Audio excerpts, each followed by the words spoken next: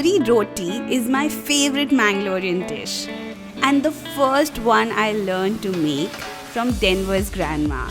And I'm sharing this family favorite recipe with you today. Start by marinating the chicken with a little turmeric and salt. Mix it well and set this aside.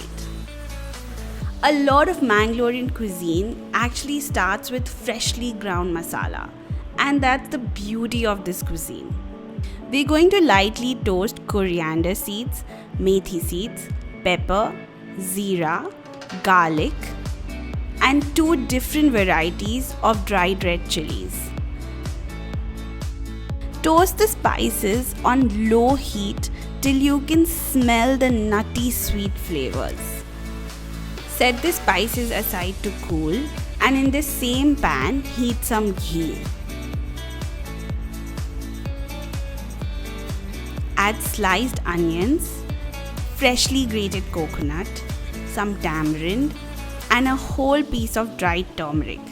Roast these on a medium flame till everything is a nice light brown. Both these will be ground together to make the base of our curry.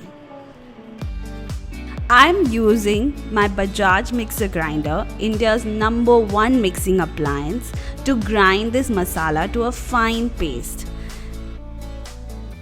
Add the roasted coconut onion mixture and the dry spices along with some water to the mixie jar. The amazing NutriPro feature in the Bajaj mixer grinder will ensure that all the nutrients are retained while grinding.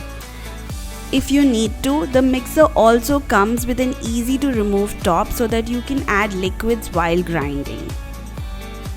We're looking for a really smooth consistency, and I love how the Bajaj mixer grinder makes it so easy.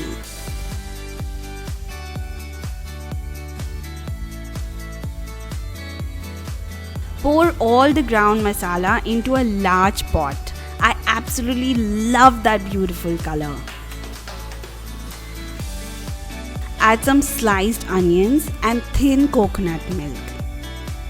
Mix it well and let this mixture come to a quick boil.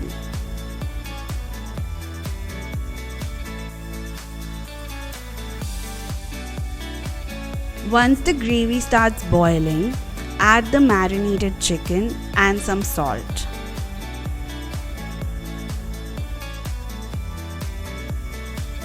Give this a quick stir.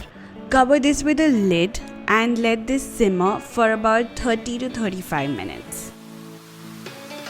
Once the chicken is cooked and is tender, I like to add a few curry leaves.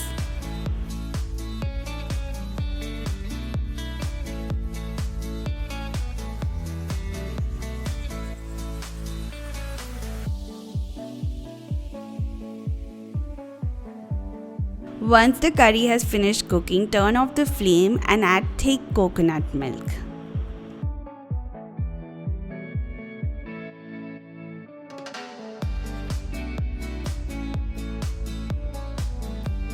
Finish this with a dollop of ghee and our kori gassi is ready. Crush some crispy roti in a plate and serve the gravy all over it. Let the roti soak, become soft, and enjoy this piping hot. For freshly ground masala like this, I always turn to my trusty Bajaj mixer grinder. I really hope you enjoy this recipe. Happy cooking!